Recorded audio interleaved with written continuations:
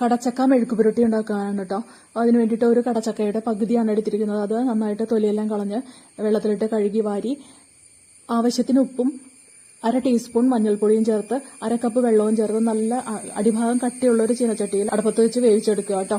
ഇടയ്ക്കൊന്ന് തുറന്നു നോക്കിയിട്ട് ഇളക്കി കൊടുക്കണം. എന്നിട്ട് ഇതുപോലെ ഡ്രൈ ആവുന്നത് വരെ വേവിച്ച് വറ്റിച്ചെടുക്കണം കേട്ടോ.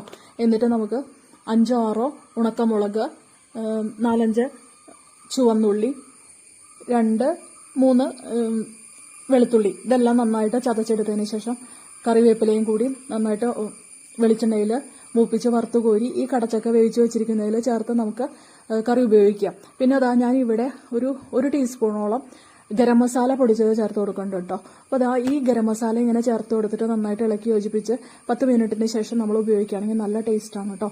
എല്ലാവരും ഇങ്ങനെ ഉണ്ടാക്കി നോക്കുക കേട്ടോ.